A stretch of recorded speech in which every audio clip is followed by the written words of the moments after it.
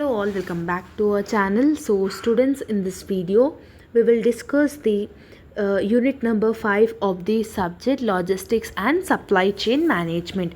Previous videos lo manam already unit 1 to 4 long and short everything manam upload chesi pettanu, explanation adi jaragayi.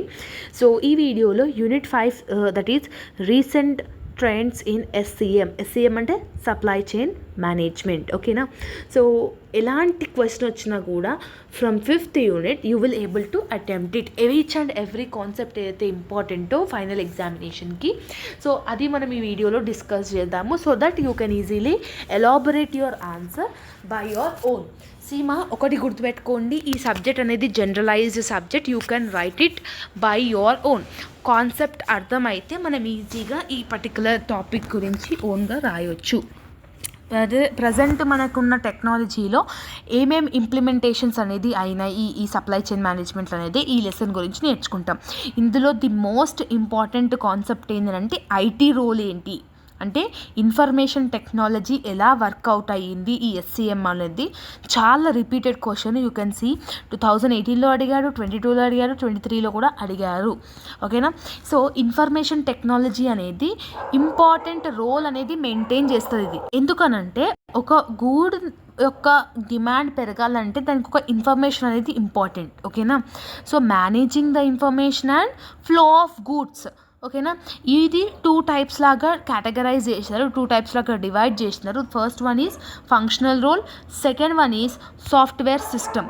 ఓకేనా? Functional రోల్లో మళ్ళీ 3 types ఉంటాయి: transactional execution, collaboration and coordination, decision support అని ఉంది. అసలు ఏంటి అని అంటే ట్రాన్సాక్షన్ ఎగ్జిక్యూషన్ ఏంటంటే వాట్ ఎవర్ ద ఇన్ఫర్మేషన్ ఏదైతే ఉందో డ్యూరింగ్ ద ట్రాన్సాక్షన్స్, అంటే మనం ఒక ప్రోడక్ట్ కొన్నాక ఆ ప్రోడక్ట్ నుంచి మనకి డెలివరీ అవ్వనికే what ever the transactions we are having, what ever the involvement we are having, that is the main important thing which is explained by the information technology.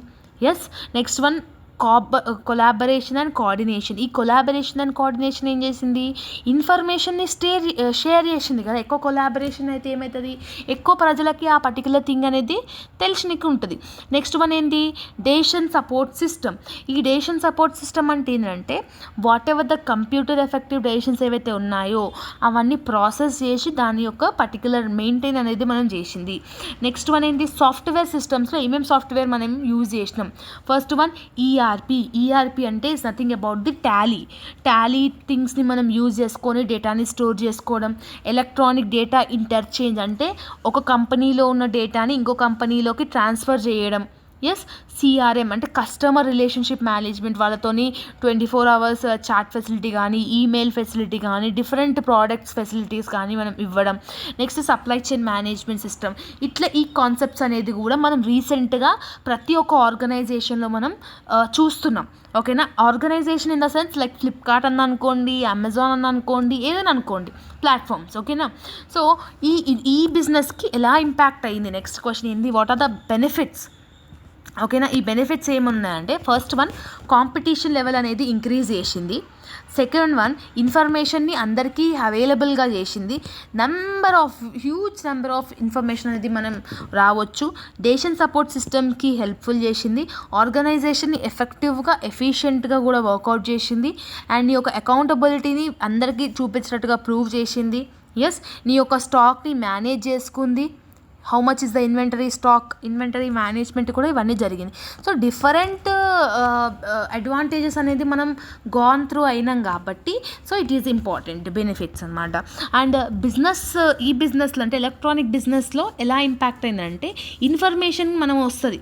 ఇప్పుడు ఒక ప్రోడక్ట్ గురించి మనం సెర్చ్ చేసినాం అనుకో అమెజాన్లో, దాని గురించి ఎంత నీట్ ఇన్ఫర్మేషన్ వస్తుంది. We can easily get to know that about that product by seeing that information. Yes or no? So అదొకటి. Next one synchronization of planning, అంటే రీప్లేస్మెంట్ ఉందా లేదా, ప్లానింగ్ ఎలా ఉంటుంది, new product in the market ఎలా ఉంది, దీని డిజైన్ ఎలా ఉంది, దీని ఫీచర్స్ ఏమున్నాయి, ఇవన్నీ. Next coordination of the work flow, అంటే కోఆర్డినేషన్ డిజైన్ ఎలా వర్కౌట్ అవ్వాలి, కంపెనీస్లో ఎలా మెర్జ్ అయిపోవాలి, ఇవన్నీ. ఓకేనా? సో న్యూ బిజినెస్ మోడల్స్, ఇక్కడ మీకు వాడు ఎగ్జాంపుల్ కూడా నీట్గా మెన్షన్ చేసి పెట్టినాడు. Amazon is a well known e business or e commerce platform. Amazon అంటే చాలా అందరికీ తెలుసు. సో ఇదేం చేస్తుంది, టెక్నాలజీని యూజ్ చేసుకొని వాళ్ళ యొక్క సిస్టమ్స్ అనేది యూజ్ చేస్తుంది.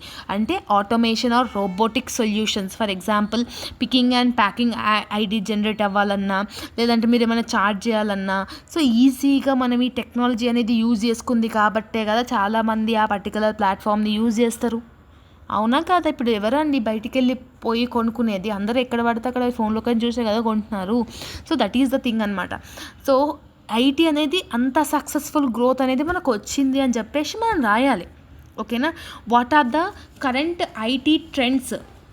ఐటీలో ఏమేమి ట్రెండ్స్ అయినాయి అంటే, ఫస్ట్ వన్ ఏముందనంటే customer centric investments. Customer centric investments అంటే ఏంటంటే, కస్టమర్ ఎక్కువ దేని మీద డిమాండ్ ఉంటున్నారు. ఫర్ ఎగ్జాంపుల్ మీరు క్రోమ్లో ఒక పర్టికులర్ ప్రోడక్ట్ గురించి టైప్ చేస్తున్నారు అనుకోండి, ఆ డే మొత్తం ఆ యూట్యూబ్ కానీ ఇంకేదైనా కానీ మీకు ఆ అడ్వర్టైజ్మెంట్ ఎక్కువ వచ్చేస్తుంది. Yes. Next one big data analytics అనేది చేస్తుంది. సైబర్ సెక్యూరిటీ అనేది ప్రొవైడ్ చేస్తుంది. క్లౌడ్ కంప్యూటింగ్ చేస్తుంది. ఇంటర్నెట్ ఆఫ్ థింగ్స్ అంటే డిఫరెంట్ డివైజెస్ నుంచి మనం we will get the lots of information in that things.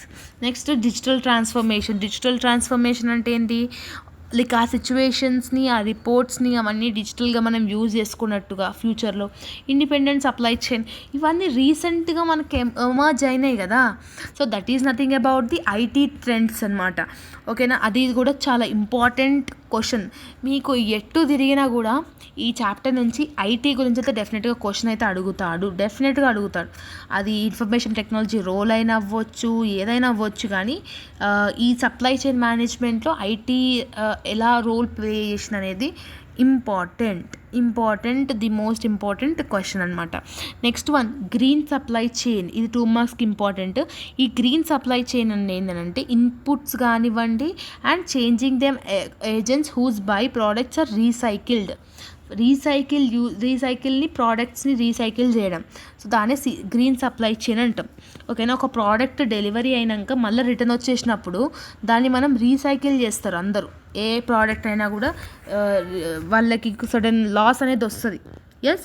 So ఇప్పుడు ఫర్ ఎగ్జాంపుల్ అమెజాన్లో మనం ఒక ప్రోడక్ట్ కొన్నాము, దానికి పే చేసినాము, 3-4 days ఆగినాం, డెలివరీ అయిపోయింది, నచ్చలేదు, మళ్ళీ నువ్వు రిటర్న్ ఇచ్చేసినప్పుడు మన అమౌంట్ మనకు వచ్చేస్తుంది. బట్ ఆ అమెజాన్ వాడు పెట్రోల్ ఖర్చు కానీ, డెలివరీ ఖర్చు కానీ, ఆ ప్యాకింగ్కి కానీ, ఆ ప్రోడక్ట్కి కానీ సర్టెన్ అమౌంట్ అయితే ఉంటుంది కదా, ఆ అమౌంట్ని మన మీద బేర్ చేయనియడు వాడు. ఎస్. సో ఆ ప్రోడక్ట్ని ఏం చేస్తాడు, రీయూజ్ చేస్తాడు. దాన్ని గ్రీన్ సప్లై చైన్ అని అంటాము. ఓకేనా? అంటే రీసైకిల్ చేయడంని అర్థం. ఓకేనా? సో ఇందులో కూడా చాలా ఇంపాక్ట్ అనేది ఉంటుంది, చాలా అడ్వాంటేజెస్ ఉంటాయి, చాలా డిసడ్వాంటేజెస్ కూడా ఉంటాయి. లైక్ ఎఫిషియన్సీని ఇంక్రీజ్ చేస్తాము, అంటే వేస్ట్ని రెడ్యూస్ చేయడంలో కూడా ఇట్ విల్ బీ యూస్ఫుల్ అనమాట. ఓకేనా? సో డిసడ్వాంటేజెస్ ఏముంటాయి, ఎక్స్పెన్సివ్. సో అంత అనం చేసినాక కూడా ఎక్స్పెన్సివ్ ఉంటుంది, డేటా అనేది రిస్క్లో ఉంటుంది. Okay, reaction from customers. Yes. So ఇట్లా డిఫరెంట్ థింగ్స్ అనేది మనము గాన్ త్రూ అవుతాం దాన్ని బట్టి. సో ఎంత అడ్వాంటేజెస్ ఉన్నాయో అంత డిసడ్వాంటేజెస్ కూడా ఉన్నాయని చెప్పి మీరు రాయడానికి ట్రై చేయండి. ఓకేనా? నెక్స్ట్ వన్ ఏంటి ఇంపార్టెంట్ అని అంటే, మోస్ట్లీ మీకు ఐటీ నుంచి అయితే డెఫినెట్గా క్వశ్చన్, ఇట్స్ డామ్ షూర్, అందులో అయితే డౌట్ లేదు. అది లేకపోతే అగైల్ సప్లై చైన్ అని ఒకటి ఉంది. ఈ అగైల్ సప్లై చైన్ అని అంటే వేరియేషన్స్ నుంచి కన్జ్యూమర్ అండ్ మార్కెట్ నుంచి క్విక్గా రియాక్ట్ అవ్వడం. ఓకేనా? ఇప్పుడు ఫర్ ఎగ్జాంపుల్ చాట్‌జీపీటీలో పోయి హాయ్ అని పెడితే ఆటోమేటిక్ ఎట్లా రియాక్ట్ అవుతుందో సేమ్ ఇక్కడ కూడా అంతే. క్విక్గా మనం ఒక ప్రిడిక్టబుల్ థింగ్స్ని, మనం కండిషన్స్ని దాన్ని బట్టి యూజ్ చేసుకొని మనం రియాక్ట్ అవ్వాలి. ఓకేనా? సో దీనివల్ల అడ్వాంటేజెస్ ఏంటంటే బిజినెస్ యొక్క ఎఫిషియన్సీ పెరుగుతుంది, కస్టమర్ సర్వీస్ ఇచ్చినట్టు ఉంటుంది, రిస్క్ తగ్గుతుంది, కాస్ట్ కూడా సేవ్ అవుతుంది, ఎక్స్పెన్సెస్ కూడా సేవ్ అవుతుంది. ఓకేనా? సో నెక్స్ట్ వన్ ఏంది, దానివల్ల డిసడ్వాంటేజెస్ కూడా ఉన్నాయి. దాని మీద ఎక్కువ ఖర్చు పెట్టాలి, అది అందరికీ అర్థం కాదు. నెక్స్ట్ కంట్రోల్ అనేది లిమిటెడ్గా ఉంటుంది, అంటే ప్రతి ఒక్క సొల్యూషన్ దాని మీదే మనకు బేస్డ్ అయ్యి ఉండదు. ఓకేనా? లాంగ్ లీడ్ టైమ్స్, అంటే చాలా వెయిటింగ్ అనేది ఉంటుంది. ఇప్పుడు మనం చార్జ్ చేయాలన్నా ఇవన్నీ చేయాలన్నా చాలా టైం ఉంటుంది కదా. నెక్స్ట్ వన్ ఏంది, ఎఫ్ఎంఎస్ అంటే flexible manufacturing system, not much important.